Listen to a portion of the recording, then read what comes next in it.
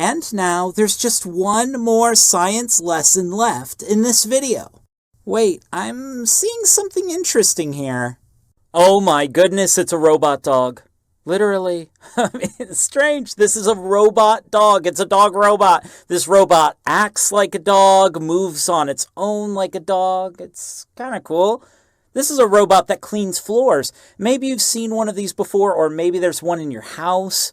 Robots are pretty interesting because they move on their own, but they aren't alive. They aren't living, which has me thinking, okay, what makes something alive? How do we know the difference between living and non-living things? Well, there are a few things to think about when we try to figure out if something is a living or a non-living thing. And the first thing to think about is water. That's right, water. Hang on, what does water have to do with living and non-living things? Why are we thinking about water? There's a simple reason why. You see, all living things need water. All living things need water. Did you like my robot voice? For example, grass needs water. Like all plants, grass is a living thing and needs water to survive. This boy is giving the grass the water it needs and is having fun at the same time.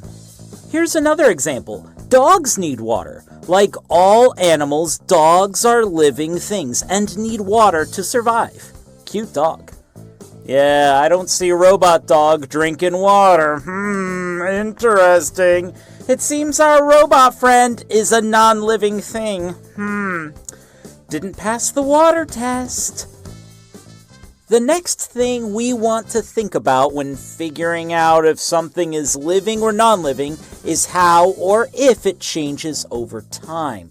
That's because all living things develop and grow. All living things develop and grow just like with this plant. It develops from a tiny little sapling, a little baby plant, into a mature plant. You can see how it grows. It gets bigger and stronger. Like all living things, this plant develops and grows over time. Watch this plant grow. It's so awesome. Plants really are living things. Now, it doesn't happen this fast. This is sped up so we can see it grow, but it's so cool.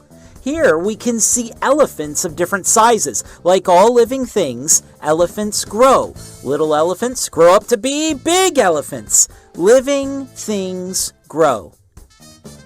The final thing we want to think about when we're trying to figure out if something is living or non-living is if it needs food. Remember how living things grow? Well, living things need food to do that growing. All living things need food. If you've watched many homeschool pop videos, you know how much I love carrots. I think of carrots when I think of food. Here's a picture of the sun. Why do you think the sun is pictured when we talk about food? Do you know? Plants use sunlight to make their own food. Wow, it's called photosynthesis. Can you say that with me? Photosynthesis. Yeah, can we say it like a robot? Photosynthesis. Photosynthesis is how plants use sunlight to make their own food. They literally make their own food using sunlight. So for us, food looks very different than it does for plants. Plants make their own food using sunlight, and that's called photosynthesis. Food is different for another type of living thing called fungi. Fungi. Mushrooms are a type of fungi. Mold is a type of fungi. Ugh. Mold. Ugh. Fungi are living things. They need water, they grow, and they need food. But they have a strange way of getting that food. You see, fungi absorb their food. They don't eat like we do or make their own food like plants do. They just absorb it. Wouldn't it be weird if we absorbed food like fungi do? That would be strange. That would be very, very strange. Hey, let's go over the clues again. The clues to figure out if something is a living or non-living thing. First, living things need water. Water. Second, Living things grow. They go from being tiny to full grown. They develop over time. Third, living things need food. We talked about how living things can have different ways of getting that food, either through eating like we do, using sunlight to make food like plants do, or absorbing food like fungi. But all living things need food. All right, I think it's time to practice using these clues. Okay. Is this bird living or non-living? Is this bird living or non-living? Yeah, living. We know this bird is living instead of non-living because this bird needs water, this bird grows, and this bird needs food. Great. Let's try this one next. Is this balloon living or non-living? Is this balloon living or non-living? Yeah, non-living. While the balloon grows and gets bigger when you blow it up with air, it doesn't need water to survive and it doesn't need food. You need all three clues for something to be a living thing. A balloon is a non-living thing. Awesome job. What about this palm tree?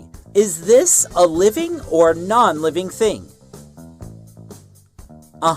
Living. Trees, just like other plants, need water, grow, and need food. Awesome job. Here's our last one. Is this globe living or non-living? Is this globe living or non-living? Yeah, non-living. It doesn't need water to survive, it doesn't grow, and it doesn't need food. A globe is a non-living thing. If something needs water, grows, and needs food, it's living. Yeah, it's a living thing. If something needs water, grows, and needs food, it's living. Yeah, it's a living thing. I think you're ready. You know all the clues. Now you can explain exactly how this robot dog is not a living thing, even though it moves on its own. It doesn't pass the test.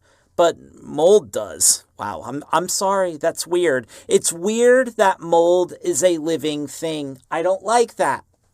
Not one bit. I don't like it. Oh my goodness, you are a science champ. You learned so much in this video and you made it to the end. You are so awesome. If you haven't subscribed and you thought this was cool, consider clicking the subscribe button. Thank you to my patrons and thank you for hanging out with me and learning. I had a blast. I hope you did too. And I will see you next video.